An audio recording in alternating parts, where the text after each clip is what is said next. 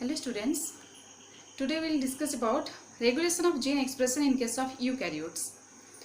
In case of prokaryotes, in the last classes we have discussed the regulation of gene expression by taking different examples of different operands. Okay, and today we will discuss about how the genes they express in case of eukaryotes.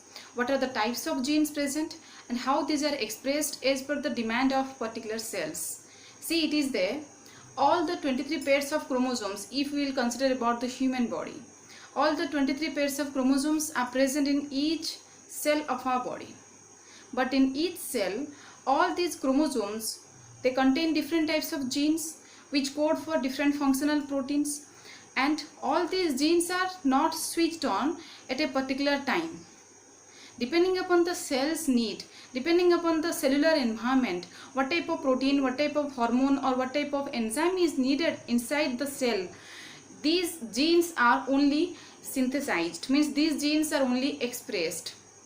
Okay, so there is a particular regulation of gene expression in case of eukaryotes, and all the genes present inside the DNA or the chromosome, they do not code for the protein. Different types of genes are there which control the function of other genes. They enhance or they repress other genes, and there is no presence of operand as in case of prokaryotes. Okay, and what are the types of genes, how these genes are regulated, how these genes they express, how they synthesize, how they transcribe their mRNAs, and how translation or protein synthesis occurs, how the genes they are expressed, and means how they are controlled for the expression. All these things let's discuss. Okay, see here, regulation of gene expression in eukaryotes. Here I have written no operands. As we have discussed in prokaryotes, operands are present, means a group of genes, structural genes, which are needed for a particular pathway, particular metabolic pathway. They remain in a sequence making one operand, and they are regulated, operated by a single operator. But in case of eukaryotes, there are no operands. Single structural genes, they are having their own operator, they are having their own regulator and own promoter sequences, okay, for expression. So there is no operand, or there are no operands in case of eukaryotes, and constitutive and non-constitutive genes are present. Last classes also we have discussed that two different types of genes are present in case of prokaryotes and in case of eukaryotes.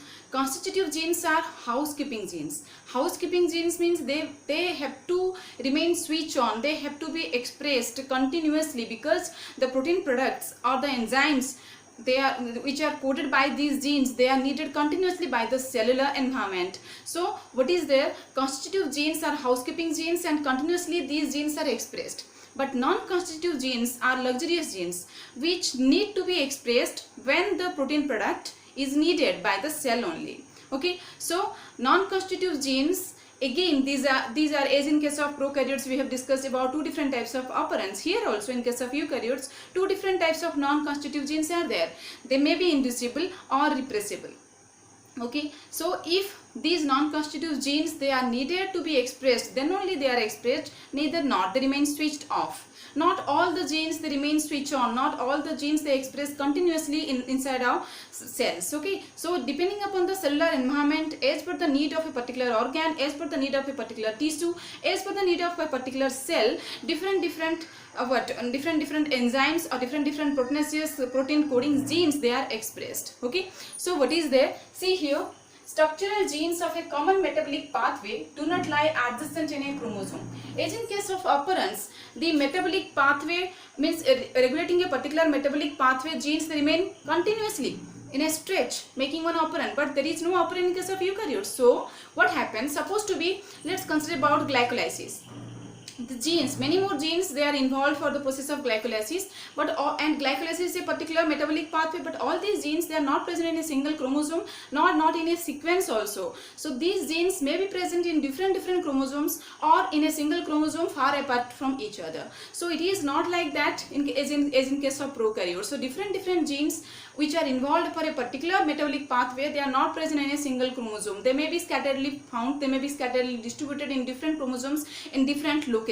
Okay, but they have to be switched on at a particular need. Okay, and they are switched off as the need is completed by the cells or as the need is fulfilled. Okay, Next, each cistron has its own promoter.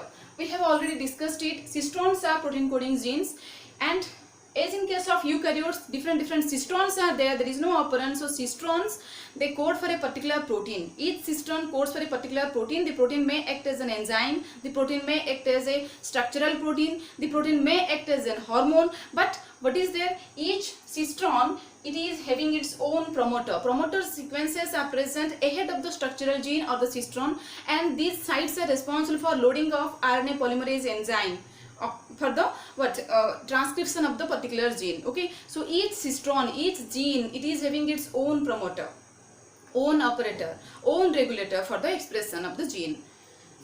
Next, sensory genes are present. Sensory genes which can sense intracellular environment. See, in case of eukaryotes, as the complexity is much more in the system, so what is there? Some of the genes, they do not code for the protein. Not also they are coding for any tRNAs or RNAs. Okay, these genes, they sense the cellular environment, which type of enzyme or protein or hormone, what is needed by the cell at the particular time. Depending upon that, the sensory genes, they can sense, they can switch on other genes activity, they can switch off other genes activity. These are sensory genes. They can sense the presence or absence of or requirement of a particular protein product inside the cell. These are sensory genes. They stimulate other genes function, but they are not coding any proteins. Okay, enhancer and silencer genes are present. See here, what is this? Enhancer and silencer genes. Some of the genes are there which enhance other genes function. Means they promote the gene for the function, and they also accelerate the gene's function for the production of a particular protein product. These are enhancer genes. And some of the genes are acting as silencer genes. Means they silence other genes function as per the need of the cellular environment. Cistrons contain exons and introns. Already I have also told you that in case of eukaryotes, what is there? Each cistron, a protein coding gene, it is having a coding sequence and a non-coding sequence. The coding sequence is called exon and the non-coding sequence is called intron. The exon and intron, they are present continuously but one after another.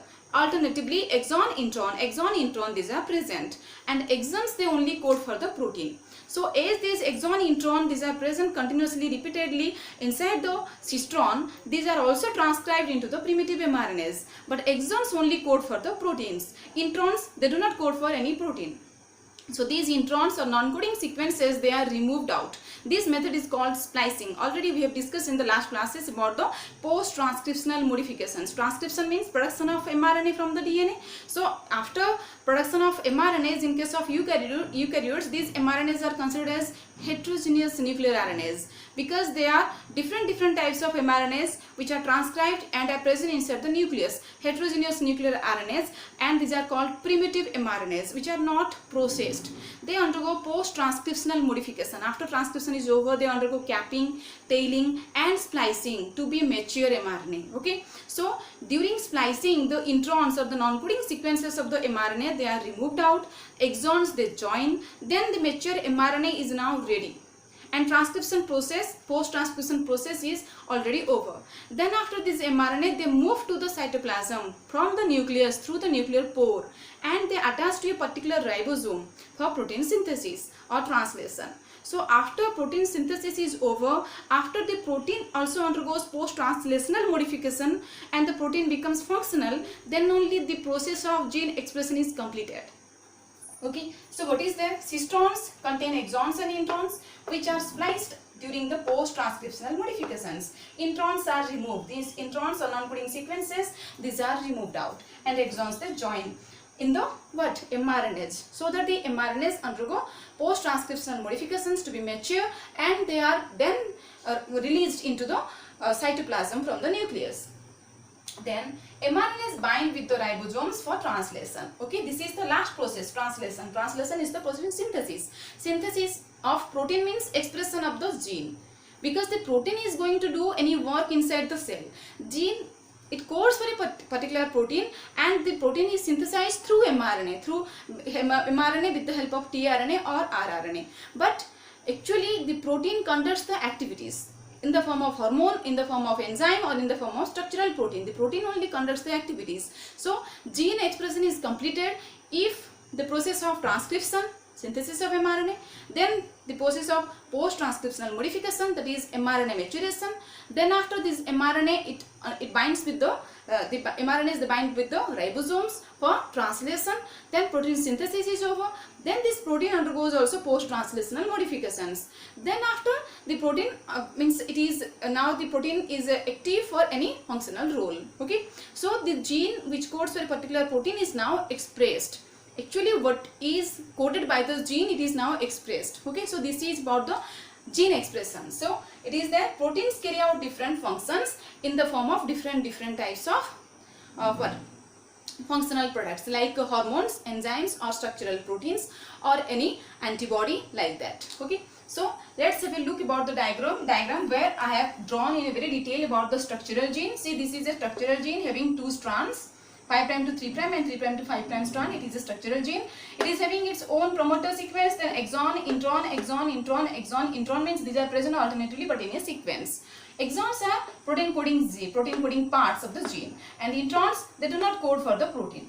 So structural gene, it undergoes transcription. Transcription means genes, they synthesize mRNA through transcription. I have also taught you the process of transcription and the enzymes involved, and how the transcription process it is initiated, then it is terminated. You can also refer the links. Then the pre-mRNA, it is synthesized after transcription is over. As the structural gene, it is containing the exons and introns, so these are also present in the pre-mRNA. This is the exon, then intron, exon, intron. Exon, intron means non-coding sequences are also there. These pre-mRNAs, they undergo post-transcriptional modification. After transcription, these processings or modifications occur, so these are called post-transcriptional modifications, in which what 5' capping, 3' polyadenylation or tailing, and splicing means removal of introns occur. Then what happened? This is the mature mRNA. After splicing, after removal of these introns, the exons, they join and form the mature mRNA, which is delivered into the cytoplasm. This is all about the nuclear membrane. It is having the nuclear pores, and through the nuclear pore, the mRNA, it is what? It comes into the cytoplasm, and the mRNA, if it codes for a secretory protein. Secretory protein means what? If this protein has to be secreted outside of the cell after the synthesis is over, these proteins are called secretory proteins. Or some of the mRNAs, they code for non-secretory proteins. Non-secretory proteins, they remain inside the cell after translation is over, because these proteins are needed by the cell only. Okay, so if the mRNA, it codes for a secretory protein, then it binds to a ribosome which is already bound to the rough endoplasmic reticulum wall, because endoplasmic reticulum, then Golgi, then what? The lysosome, these are involved for the secretory pathway. Next, in the next classes, I will teach how the secretory pathway is maintained. So, endoplasmic reticulum wall, which is bound with the ribosomes, these are the ribosomes which are linked with the endoplasmic reticulum wall. These ribosomes are the are responsible for the synthesis of secretory proteins. So the mRNA, if it codes for a secretory protein, then it will bind to the ribosome which is present in the RER wall, rough endoplasmic reticulum wall. Okay. Neither, if the mRNA, it codes for a non-secretory protein, then it binds with the ribosome which are freely scatteredly found in the cytoplasm. Okay. So depending upon that, they choose the ribosome, the mRNA, and the 5' cap, it protects the mRNA, and 3' tail, it helps the mRNA motility inside the cell, how to reach a particular ribosome, whether the ribosome is linked to the RER or it is scattered with the, or it is scatteredly found in the cytoplasm. This is this is guided by the 3' tail of the mRNA. Okay. Because if the mRNA, it codes for a secretory protein, then it will find its way, it will attach to a ribosome which is linked with the RER. Neither it will, the mRNA will bind to a normal ribosome which is scatteredly found in the cytoplasm. Okay. So here it is there, see, mRNA, it is released into the cytoplasm, then it binds with the, means the ribosome, it is the smaller ribosomal subunit and it is the larger ribosomal subunit. These two ribosomal subunits remain free inside the cytoplasm, but when they unite, then a complete ribosome it is formed, and this ribosome, it scans the coding sequence of mRNA. mRNA contains the codons. The coding sequence of mRNA, it is traced by the ribosome, and there will be translation. Translation means protein synthesis. Now this protein, it will undergo post-translational modifications. The protein has to be also functional. it has to be also undergo certain modifications after translation is over. This is post-translational modifications. Okay. Now this protein will undergo post-translational modification to be active, to be functional. It may act as an antibody, it may act as an enzyme, it may act as a hormone, or it may act as a structural protein. This protein, if it is secretory, it will be released outside the cell, or if it is non-secretory, it will change into an enzyme and it will remain inside the cytoplasm. Neither if it is required inside the nucleus, it will again transport into nucleus. It is about the non-secretory proteins. Okay. Now this gene, this structural gene, it is completely expressed. When the protein is functional, then the structural gene is expressed. Through transcription and translation, the gene is expressed. Okay. So that's all about the expression in case of eukaryotes. And the non-constitutive genes, they remain silent. As per the demand of the cellular environment only, these luxurious genes or non-constitutive genes, they switch on, neither they remain switched off. But the constitutive genes, they continuously undergo expression for the formation of the protein product. Okay. If any doubt is there, then ask me. You can also comment me if any doubt is there, and share my channel and subscribe my channel for the upcoming videos. Thank you for watching.